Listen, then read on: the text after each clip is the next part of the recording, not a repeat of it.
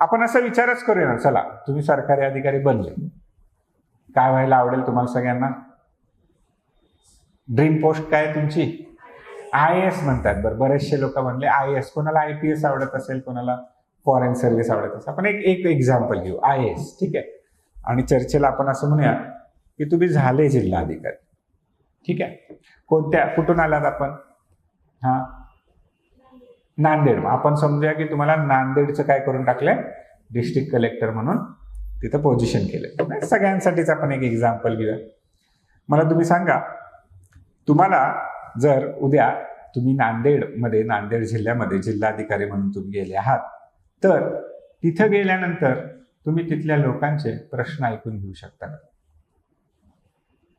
तुम्ही तिथल्या लोकांच्या प्रश्नांवर किंवा त्यांचे जे प्रॉब्लेम्स आहेत, साहजिकच प्रॉब्लेम्स घेऊन येणार आहेत लोक तुमच्याकडे, कारण तुम्ही प्रशासनाचे प्रतिनिधी म्हणून तिथं आहात. तर त्यांना ज्या काही समस्या असतील, त्यांच्या ज्या काही अडचणी असतील, त्याच्याबाबत शासनातर्फे, प्रशासनातर्फे त्यांना मदतीची अपेक्षा असेल किंवा कुठल्या तरी प्रकारच्या तिथे सोल्युशन्स ओरिएंटेड तुम्ही काय करणार याची अपेक्षा असेल, मग त्या संदर्भामध्ये तुम्ही योग्य निर्णय घेऊ शकता का? एखाद्या ठिकाणी कायम आपल्याला बघायला मिळतं की एखादा इश्यू आहे, तिथे मल्टिपल बाजू असतात त्याच्या, किंवा 2 बाजू आहेत त्याच्या. एक जण म्हणतोय असं आहे, दुसरा म्हणतोय असं आहे. तर तुम्हाला त्यातली योग्य बाजू निवडता येईल का?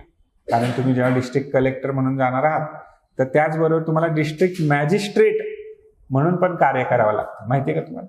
काही ठिकाणी तुम्हाला न्यायालयीन देखील काय असतात, अधिकार असतात. तुम्हाला न्याय निवाडा करण्याचं पण काम तिथं करावं लागतं. मग तुम्ही विचार करा, दोन्ही बाजू समजून तुम्ही घेऊ शकता का? दोन्ही बाजू समजून घेऊन तुम्हाला तिथे योग्य निर्णय घेता येऊ शकतो का? मग योग्य निर्णय घेताना आपल्याला त्याच्यामध्ये फक्त कायद्याचीच बाजू समजून घेणं ही तर आवश्यक बाब आहेच, पण फक्तच कायद्याची बाजू समजून घ्यायची आहे का आपल्याला त्याच्यामध्ये थोडंसं सिम्पथेटिक होऊन आपल्याला सहानुभूतीपूर्वक तिथे विचार करायचा? चर्चेसाठी आपण असं म्हणूया की आपल्या मॅडम आहेत, काय नाव आहे आपलं? सेजल मॅडम आहेत. त्या आहेत डिस्ट्रिक्ट कलेक्टर नांदेड, बरं का. आणि ऑफिसचं टायमिंग आपण असं म्हणूया 5 वाजेपर्यंत सकाळी ऑफिस आता बंद होत आलेलं आहे. आणि त्यांच्या घरी काहीतरी फॅमिली फंक्शन पण, ठीक आहे.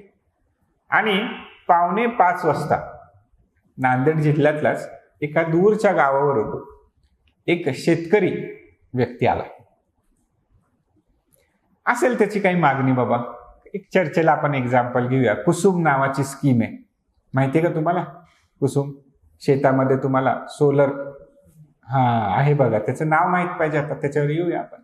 एक स्कीम आहे कुसुम नावाची. तर त्याच्यामध्ये त्यांनी बाबा अप्लाय केलं होतं, काय रीतसर त्यांनी अर्ज दिला होता, वेगवेगळ्या स्टेजमधून तो अधिकाऱ्यांपर्यंत पोहोचला होता, पण त्याची काही ती स्कीम मंजूर होत नाहीये. त्याची काहीतरी बाजू आहे, तिला तुमच्या समोर मांडायची. आणि तो तुम्हाला भेटण्यासाठी आलेला आहे. 4:45 वाजले, 4:50 झालेले, तुम्ही निघायच्या गडबडीत आहे. आणि तो म्हणला, साहेब एवढी माझी बाजू ऐका. काय कराल तुम्ही? ऐकून घेऊ आज म्हणतोय आपण सगळेजण, बरोबर, ठीक आहे. आज सगळेच म्हणणार की आपण ऐकून घेऊ, पण घरी इम्पॉर्टंट फॅमिली फंक्शन, घरून सारखे फोन येतात. मग काय करा? अर्ज लिहून द्या म्हणाल आणि उद्या पुन्हा भेटायला या. पण आता तो शेतकरी कुठून आलाय? दूर गावावरून आलाय. 2 बस बदलून आला तो. साहजिकच आहे, त्याच्याकडे बघता क्षणी तुम्हाला कळाले की आर्थिक परिस्थिती हालाकीची असू शकते. तसं जर आपण बघितलं तर भारतातील बहुतांश शेतकरी हे लघु आणि सीमांत शेतकरी, स्मॉल आणि मार्जिनल फार्मर, म्हणजे त्यांची आर्थिक परिस्थिती ही बिकट, थोडी बेताचीच असते. म्हणजे तो काही आज इथे जिल्ह्याच्या ठिकाणी एखादा हॉटेल करून राहू शकेल, बरोबर की नाही? मग त्याला जर आपण उद्या यायला सांगतोय, नियमानं चूक आहे का? नियमानं चूक आहे का? नाही, नियमानं कसं चूक आहे? बरं, 5:05 आला, तुम्ही निघाले होते, तुम्ही तुमच्या खाली पार्किंगमध्ये गाडीत बसतच होते आणि तिथं तो आला. मला साहेब असं आहे, तुम्ही गाड्याकडे बघितलं. आता सांगा, नियमानं चूक आहात का तुम्ही? नियमानं चूक नाहीये, पण मग इथे फक्त नियम लावून चालेल का? आपण काय म्हणू शकतो, बाबा तुझी काय बाजू आहे 5 मिनिटात सांगू शकतो तो. उभ्या उभ्या पण मी ऐकू शकतो. काय गरज नाही आपल्याला वरती जाऊन ऑफिसमध्येच भेटलं पाहिजे, किंवा जाऊ शकता. कोण निर्णय घेणार आहे तिथे? तुम्ही निर्णय घेणार आहात. मग तुम्ही घेतलेला निर्णय हा कायद्याच्या चौकटीत तर योग्य प्रकारे बसला पाहिजेच पाहिजे, पण तिथे तुमच्याकडे सहानुभूती पण असली पाहिजे का, हा विचार करा. पण मग प्रत्येक ठिकाणी सहानुभूती ही आपल्याला इमोशनल करते का, हे पण बघितलं पाहिजे. एखादा व्यक्ती आला, तो म्हणला, आठवते का आपण लहानपणीचे मित्र आहे की नाही? असे येणार तुम्हाला बरेच लोक भेटायला. आपण लहानपणी एकत्र कोया खेळल्या होत्या, कोया आहे की नाही, एकत्र लंगडी पाणी खेळलो होतो, लपाछपी खेळलो होतो. मी तुला धप्पा दिला नव्हता बघ, कारण मला माहित होतं भविष्यात जाऊन तू कोण होणार, सरकारी अधिकारी. मग आता जे काही मैत्री आपली ती आहे जुनी, ती मैत्री आता तुला पाळली पाहिजे. ते एक तुमच्या इथे नवीन नवीन टेंडर निघतंय बघ, तेवढे टेंडर मला देतो का? आता इथे तुम्ही सहानुभूतीपूर्वकच विचार केला पाहिजे का कायदेशीर विचार केला, ज्याच्यावरनं आपल्याला काय कळणार. अगदी साध्या साध्या तुमच्या समोर स्टोरीज किंवा केस स्टडीज आपण याला म्हणतो, हे सगळे इथिक्स मध्ये येणार आहे बरं का. फक्त आज मी काय करत नाही, तुम्हाला सब्जेक्ट मध्ये घेऊन जात नाही. अशा केस स्टडीज इथिक्स मध्ये तुम्हाला लिहायला येतात आणि त्याला आपल्याला मेन्सच्या एक्झाम मध्ये उत्तर फॉर्मॅट मध्ये लिहायचं असतं. पण अगदी आज मी तुम्हाला एक्झामिनेशन मध्ये घेऊन जात नाही, त्या ओरिएंटेशनने समजून सांगतो. मग प्रत्येक ठिकाणी निर्णय घेत असताना तुम्हाला वेगवेगळे निकष तुमच्या समोर मांडावे लागतील. काही गोष्टी आहेत त्या फास्ट तुम्हाला फॉलो कराव्याच लागतील. जसं तुम्ही कायदा तुम्हाला फॉलो करावाच लागेल, पण तुम्ही जोपर्यंत लोकांची बाजू समजून घेत नाही, लोकांबद्दल सहानुभूतीने विचार करत नाही, त्यांच्या समस्या सोडवण्यासाठी तुम्ही स्वतःहून प्रयत्नशील असू शकत नाही, तोपर्यंत तुम्ही लोकांची मनं जिंकून घेऊ शकता का रे? नाही. आता तुम्ही विचार करा, अनेक सरकारी अधिकारी आहेत, पण काही सरकारी अधिकाऱ्यांची नावं तुम्हाला माहित असतात. सगळ्यांची माहित असतात का रे? पण काहींची माहित असतात. का माहित असतात रे? कारण ते काही कुठेतरी जाऊन दबंग काम करतात, कुठेतरी अशा प्रकारचं काम ते करत असतात की त्यातून त्यांनी फक्त आणि फक्त लोकहित, समाजहित, देशहित याने ते प्रेरित झालेले असतात. ते काम करत असताना अनेकदा त्यांना अनेक अडचणी पण आलेल्या असतात. बऱ्याचदा त्यांना लोक धमकी देतात, बऱ्याचदा लोक त्यांची कुठेतरी सेटिंग लावून ट्रान्सफर करून टाकतात, बऱ्याचदा त्यांना वेगवेगळ्या प्रकारे मनस्ताप सहन करावा लागतो. परंतु ते म्हणतात, जो बाबा आता मी ध्यास घेतलेला आहे तो मी काय करणार आहे, सोडणार नाही. मग असे लोकप्रिय, ज्याला आपण म्हणूया लोकांचा त्यांच्यावर विश्वास बसतो. मग असा अधिकारी व्हायला आवडेल का रे तुम्हाला? असा अधिकारी व्हायला तुम्हाला नक्कीच आवडेल. तर मग असा अधिकारी होण्यासाठी कोणत्या कोणत्या गोष्टींची गरज आहे याची आज आपल्याला चर्चा करायची. ठीक आहे. त्यातली पहिली आणि सगळ्यात महत्वाची गोष्ट, तुम्हाला ऑफिसर बनण्याआधीच तुम्हाला त्याची पर्सनॅलिटी, तुमचं व्यक्तिमत्व, पर्सनॅलिटी तशी घडवायला सुरुवात करायला हवी. मग तुम्ही म्हणाल, सर काय करू? मस्तपैकी जाऊन सलूनमध्ये, ब्युटी पार्लरमध्ये अपॉइंटमेंट घेऊ का? एकदम जिम बीम लावू का? 6 पॅक बॉडी ॲप्स मस्तपैकी असा आवरून बिवरून तयार होऊन येऊ का? नवीन कपडे विकत घेऊ का? तेवढ्या तशीच फक्त पर्सनॅलिटीची व्याख्या आपण इथं बनवत. तो एक भाग झाला पर्सनॅलिटीतला की तुम्ही दिसता कसा. पण फक्त दिसणे हीच बाब नाहीये पर्सनॅलिटीची. पर्सनॅलिटी ही खूप बहुअंगी संकल्पना आहे आणि त्याच्यामध्ये खूप महत्वाची जी गोष्ट आहे की तुम्ही व्यक्ती म्हणून किती ज्ञानी आहात, तुम्हाला गोष्टींबद्दल किती समज आहे, ज्ञान आहे, माहिती आहे, ही फार महत्वाची गोष्ट आहे. पण मग आता जेव्हा आपण असं म्हणतो की तुमच्याकडे इन्फॉर्मेशन आहे का, नॉलेज आहे का, मग फक्त नॉलेज आणि इन्फॉर्मेशन असणारीच व्यक्तीला सरकारी अधिकारी बनलं पाहिजे का रे? मग तसं असतं तर गुगलच पहिला गव्हर्नमेंट ऑफिसर झाला असता, ChatGPT दुसरा गव्हर्नमेंट ऑफिसर झाला असता. कारण त्यांच्याकडे तर इन्फॉर्मेशनचा काय पूर्ण डेटा सोर्स त्यांच्याकडेच आहे. त्यामुळे UPSC किंवा MPSCला ना तुम्ही एक एन्सायक्लोपीडिया म्हणून नको. एन्सायक्लोपीडिया माहिती, एक पुस्तक आहे त्याच्यात सगळी माहिती असायची वेगवेगळ्या गोष्टींविषयी. मग नुसती माहिती असणारा असा व्यक्ती त्यांना सरकारी अधिकारी म्हणून नको आहे. तर त्या माहितीचा उपयोग तो कसा करतो, म्हणजे माहिती तर असलीच पाहिजे, पण फक्त माहिती असून चालेल का? नाही. तर त्या माहिती तुम्ही कशी गोळा केली, त्या माहितीचा तुम्ही काय उपयोग करता, त्या माहितीमुळे तुम्ही कोण बनले आहात, ही फार महत्वाची गोष्ट आहे. बघा कसं, तर तुमच्यामध्ये एक फार महत्वाचा गुण असला पाहिजे, तो म्हणजे क्युरिओसिटी. क्युरिओसिटी म्हणजे काय रे? मोठ्या ना? हा, उत्सुकता. काय पाहिजे? उत्सुकता पाहिजे. जाणून घेण्याविषयी तुम्ही उत्सुक असले पाहिजे, की कुठलीही गोष्ट. चर्चेला आपण म्हणूया, आज तुम्ही सगळे इथे जण आला, कोणत्या रस्त्यानं आला रे? इथल्या जवळच्या महत्वाच्या रस्त्याचं नाव माहितीये का? काय नाव आहे? अरे मोठ्यानं FC रोड म्हणतात. म्हणजे काय फुल फॉर्म आहे? फर्ग्युसन कॉलेज रोड म्हणतात. बर बर बर. मग फर्ग्युसन नावाच्या कोणीतरी व्यक्ती असतील ना, एक अंदाज, त्यांच्या नावाने कॉलेज बांधलेलं असेल किंवा सुरू झालेलं असेल. तुमच्यापैकी किती लोकांना असं वाटलं रे, काय बाबा हे फर्ग्युसन कॉलेज नक्की कधी सुरू झालं, कोण कोण शिकलं इथं, कोण होते हे फर्ग्युसन ज्यांच्या नावाने हे कॉलेज आहे? फार जुनं कॉलेज आहे, माहिती आहे तुम्हाला? भारताचे काही स्वातंत्र्य सैनानी या कॉलेजमध्ये शिकले, भारताचे काही पंतप्रधान या कॉलेजमध्ये शिकून गेले, असा त्याचा मोठा इतिहास आहे. पण मला ही उत्सुकता असायला पाहिजे होती की ज्या रोडच्या आसपासच्या प्रदेशात मी चाललोय, इथे अजून एक लँडमार्क सांगितला जातो. आपल्या इन्स्टिट्यूट बद्दल आपण माहिती सांगतात. काय सांगतो आपण? ज्ञानेश्वर पादुका चौक असं सांगतो, बरोबर की नाही? तुमच्यापैकी बऱ्याच लोकांना म्हणायचं असेल ज्ञानेश्वर पादुका चौक, का रे नाव पडलं हे? आणि इथे पलीकडेच एक छोटंसं मंदिर आहे, त्याला ज्ञानेश्वर पादुका मंदिर असं म्हणतात. आता वारी जेव्हा जाते तेव्हा याच रस्त्याने जाऊन ती भेटणार आहे. ज्ञानेश्वर तुकाराम पादुका चौक म्हणलं जातं. मग कोण होते तुकाराम महाराज, माहितीये का? बरं, सगळेजण म्हणतील हो माहितीये ना सर, असं काय विचारता, तुकाराम महाराज माहित नाहीत का? आम्हाला माहिती आहेत की तुकाराम महाराज. पण मग मी जर तुम्हाला विचारलं तुकाराम महाराजांविषयी एक पानभर माहिती लिहा, येईल का लिहिता? काही लोकांना येईल म्हणतात, काही लोक म्हणतात सर 4-5 पॉईंट लिहू शकतो, फारशी माहिती नाही. मग बघा, तुकाराम महाराज आपल्याला लहानपणापासून होते, पण मला कधी क्युरिओसिटी होती का त्यांच्याबद्दल अधिक माहिती करून घेण्याची, की बाबा कोणत्या कालखंडात होते, कोणता ग्रंथ लिहिला त्यांनी? सगळ्यांना माहिती असेल कोणता ग्रंथ लिहिला. कोणता लिहिला रे? गाथा लिहिली. कोणती? अभंग लिहिले. बघा बघा, आत्ताच तुम्ही म्हणले एक पान लिहू शकतो. आता विचार करा आपल्या नॉलेजमध्ये किती गॅप्स आहेत. मग जी काही गाथा त्यांनी लिहिल्या, तुकारामांची गाथा त्याला म्हणलं जातं, त्याचा नक्की उद्देश काय आहे, त्याच्यातून कसं समाज प्रबोधन झालं, मग त्या काळामध्ये कोणकोणते संत महात्मे महाराष्ट्रामध्ये होऊन गेले, मग ते सगळे भक्ती चळवळीचा भाग आहेत. मग भक्ती चळवळ काय असते?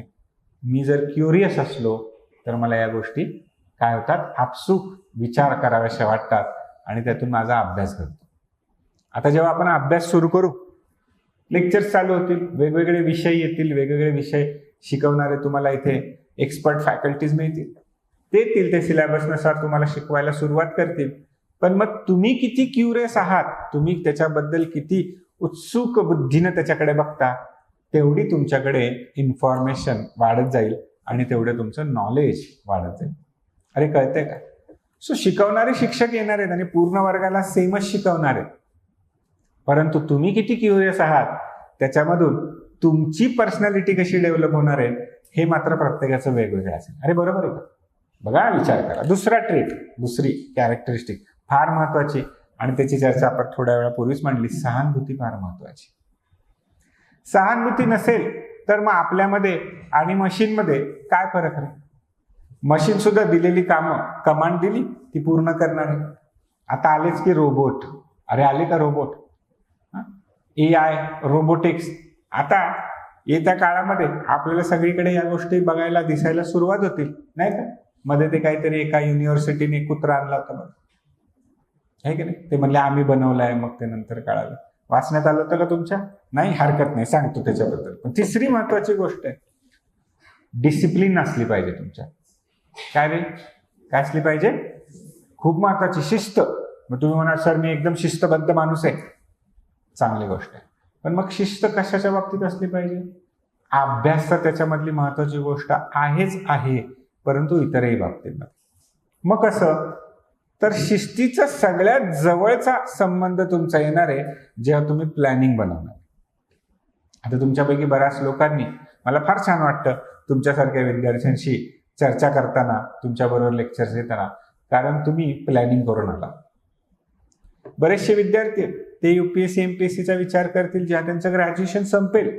कदाचित त्यांची आज पण इच्छा असेल, 10वी 12वी करत असताना त्यांच्या डोक्यात एक कुठेतरी असतं की गव्हर्नमेंट ऑफिसर आपल्याला व्हायचे, परीक्षा द्यायची. पण ते म्हणतात बघूया ना, ग्रॅज्युएशन झाल्यावर विचार करूया ना. म्हणजे जरा प्लॅनिंग मध्ये गडबड झाली. हा, एखाद्याला माहितीच नसेल तर ठीक आहे, बरं, त्याला बाबा ग्रॅज्युएशन मध्येच कळालं तर ठीक आहे. पण आपल्याला आधीच माहिती आहे, मग आपण प्लॅन करून आलो की ठीक आहे, मला UPSC किंवा MPSCचा अभ्यास करायचा आहे आणि मग त्याच्यासाठी मला बाबा क्लास लावावा लागेल. मग चांगला क्लास कुठे मिळतो? बरं, पुण्यात आहे. मग मी पुण्याची तयारी केली. मग त्यानुसार मी माझं कॉलेज कुठलं निवडायचं, मी कोणतं ग्रॅज्युएशन घ्यायचं, हा सगळा विचार जेव्हा तुम्ही करता तेव्हा तो तुमच्या प्लॅनिंगचा भाग बनतो. आता प्लॅन बनवणं हे सोपं आहे बरं का. प्लॅन एक्झिक्यूट करणं ह्याच्यासाठी लागते शिस्त.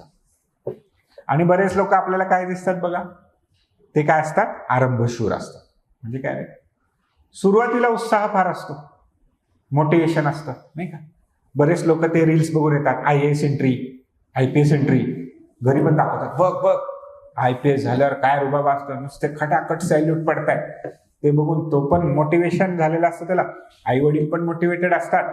पण मोटिवेशन किती दिवस टिकेल हे ठरवते शिस्त. अरे बरोबर आहे का. आणि त्यामुळे प्लॅन आपण बनवलेला आहे, चांगली गोष्ट आहे. लॉंग टर्म प्लॅन आहे माझा. 3 वर्षाची आता मी बॅच करायला आलेलो आहे. परंतु ही बॅच करण्यासाठी प्लॅन मी बनवलाय, पण तो एक्झिक्यूट कधी होईल रे, जर मी त्याच्याबद्दल काय असेल, शिस्तबद्ध असेल. मी जी गोष्ट जेव्हा जेव्हा ठरवली ती करण्यामध्ये मी शिस्तबद्ध असलो पाहिजे. प्लॅन मोठा आहे, 3 वर्षाचा आहे, मग त्याला मी 3 वर्षांमध्ये डिवाइड केलं. वर्षाचा प्लॅन बनवला. मग फर्स्ट इयरमध्ये मी काय करणार आहे ते ठरलं. मग फर्स्ट इयरला 1 वर्षाला मी महिन्यांमध्ये डिवाइड केलं. माझं या महिन्याचं टार्गेट काय, मग त्याला मी डिवाइड केलं. माझं वीकली टार्गेट काय, दर आठवड्याला मी काय अभ्यास करणार आहे. आणि मग मी ठरवेल की जर मला या आठवड्यामध्ये एवढा अभ्यास करायचा आहे तर मला रोज किती अभ्यास केला पाहिजे. आणि मग शिस्त ठरवेल की जर तुम्ही रोजचा रोज अभ्यास केला तर आठवड्याचं टार्गेट पूर्ण होईल, तर महिन्याचं टार्गेट पूर्ण होईल, तर वर्षामध्ये मी जे ठरवलं ते कम्प्लीट होईल, तर 3 वर्षात माझा पूर्ण अभ्यास कम्प्लीट होईल आणि मग मला परीक्षा देता येईल. जर हे मी केलं नाही तर काय होणार आहे, माझं टार्गेट कम्प्लीट होणार नाही आणि मग परीक्षेचं वर्ष येईल. पण तेव्हा मला असं ठरलं की मी कमी प्रिपेअर्ड आहे, मग या वर्षी देऊ का नको, स्किप करू का, पुढच्या वर्षी देऊ का मग काय करू, असे विचार मला द्यायला लागतील. मग हे जे प्लॅन बनवलाय हा प्लॅन एक्झिक्यूट होणं कधी रियालिटीमध्ये शक्य आहे, तर त्याच्यामध्ये तुम्हाला काय असली पाहिजे, तुमच्यामध्ये शिस्त असली पाहिजे. छोट्या छोट्या गोष्टींपासून मोठ्या गोष्टींपर्यंत डिसिप्लिन हा तुमच्यासाठी फार महत्वाचा फॅक्टर ठरणार आहे. अरे कळलं का. मग या काही कॅरेक्टरिस्टिक्स ज्याला आपण म्हणतो, किंवा तुम्ही असं म्हणूया पर्सनॅलिटीचे ट्रेट्स, तुमच्या व्यक्तिमत्व तुमचं या परीक्षेच्या दृष्टिकोनानं घडवण्यासाठी या बाबी तुमच्यात असले पाहिजे. तुम्ही क्युरियस असले पाहिजे, तुम्ही ऑब्झर्वंट असले पाहिजे. म्हणजे काय रे, आजूबाजूला माझी नजर असली पाहिजे. काय तशी असतेच म्हणा आपली, तशीवाली नाही. म्हणजे कशी, तर मी रस्त्यानं चालतोय, चालता मला एखादा बोर्ड दिसला मोठा, त्याच्यावर काहीतरी लिहिलंय, ते काय लिहिलंय ह्याची क्युरियोसिटी मला तेव्हाच निर्माण होईल जेव्हा मी काय असेल, ऑब्झर्वंट असेल. माझी आजूबाजूला ऑब्झर्व करण्याची नेचर असला पाहिजे. बघा, असे अनेक ट्रेट्स आपल्यामध्ये आहेत का, आणि असतील तर ते मला एका योग्य लेवलपर्यंत डेव्हलप करण्याची गरज आहे. काही ट्रेट्स माझ्यामध्ये नसण्याची शक्यता असू शकते. अरे बरोबर आहे का. सगळेच माझ्याकडे असेल का रे, माझ्याकडे जर सगळंच असलं असतं तर लोकांनी मला सर्व गुण संपन्न म्हणलं असतं. म्हणजे इन शॉर्ट आपण ईश्वरच म्हणून टाकतो. सर्व गुण संपन्न कोणाला म्हणलंय, ईश्वराला. मग आपण सर्व गुण संपन्न आहोत का, हे आपण प्रत्येकानं विचार करण्याची गोष्ट आहे. बऱ्याचदा आपल्याला वाटतं आपण तर तोफ आहे, वाटतं ना, चांगली गोष्ट आहे. तो कॉन्फिडन्सचा भाग आहे. पर्सनॅलिटीचा इम्पॉर्टंट ट्रेंड काय असला पाहिजे, कॉन्फिडन्स असला पाहिजे. पण ओव्हर कॉन्फिडन्स नको, बरोबर की नाही. आणि अंडर कॉन्फिडन्स पण नको, की मला मग बोलू का नको, विचारू का नको, कसं काय म्हणतील लोक. नाही, आपण शिकायला आलो, आपण प्रश्न विचारला पाहिजे. कॉन्फिडंट असलं फार आपल्यासाठी गरजेची गोष्ट आहे. आणि त्यामुळे तुम्ही रोज स्वतःला विचारलं पाहिजे की मी आजच्या दिवसामध्ये माझ्या व्यक्तिमत्व जे आहे त्याच्यामध्ये हे ट्रेट्स मी थोडे अजून डेव्हलप केले. बऱ्याचशा लोकांमध्ये यातले बरेचसे ट्रेट्स असतील पण त्याच्यामध्ये अजून इम्प्रूव्हमेंट करण्याची शक्यता आहे का रे? निश्चितच आहे. तर रोज मी स्वतःमध्ये थोडा का होईना आज बदल केला का, पॉझिटिव्ह चेंज आणला का, हा विचार करण्याची आपल्याला तिथे गरज आहे.